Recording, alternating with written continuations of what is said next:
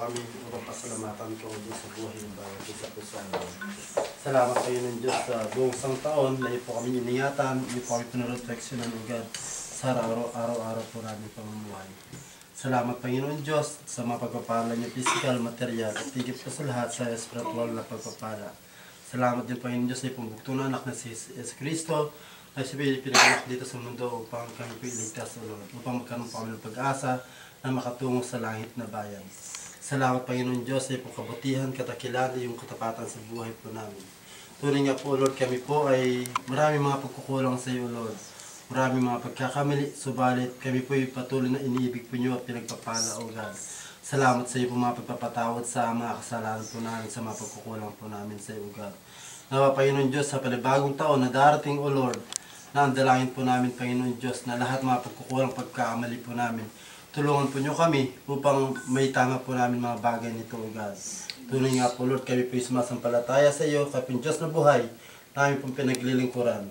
Para mo po mga pagkukulang po namin sa iyo, nawa sa taon na darating ito, Panginoon Diyos, na mapunuan po namin po ito, na may pakita, Panginoon Diyos, ang pagmamahal po namin sa iyo, at ma-enjoy po namin ang kaligtasan na iyo pong pinagkaloob po sa amin.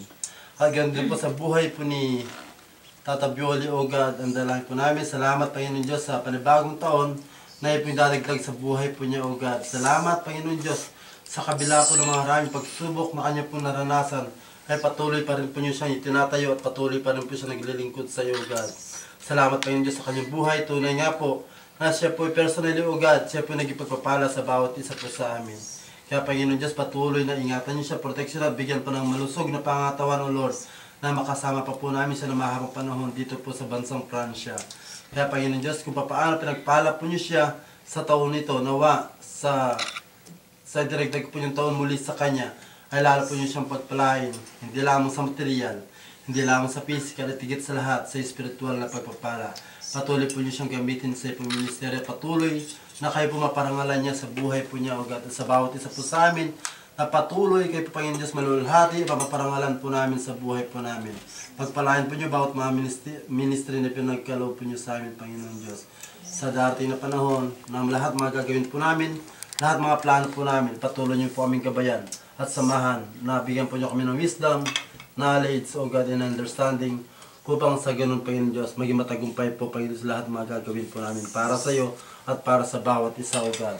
Patuloy niyo kami pag-isain sa espiritu, puso at isipan, Panginoon Diyos, na mula sa iyo, upang sa ganun manatili ang katatagan ng aming samahan, Panginoon Diyos. At ganun din po, Panginoon Diyos, sa biyaya namin pong tatanggapin sa oras po ito, kaya po maglinis at magbasbas nito upang magsilbing kalakasan nito sa amin pang pangatawan, upang sa ganun, Panginoon Diyos, ang kalakasan physical po namin ito ay may paggamit po namin sa iyo. Salamat, Amang Diyos, binabalik po namin sa inyo, Panginoon, sa pinakamataas na papuri at pasasalamat sa natanging pangalan lamang ninyo, ng iyong anak na si Jesus Cristo, na aming Panginoon at tagapagligtas. Amen. Happy New Year!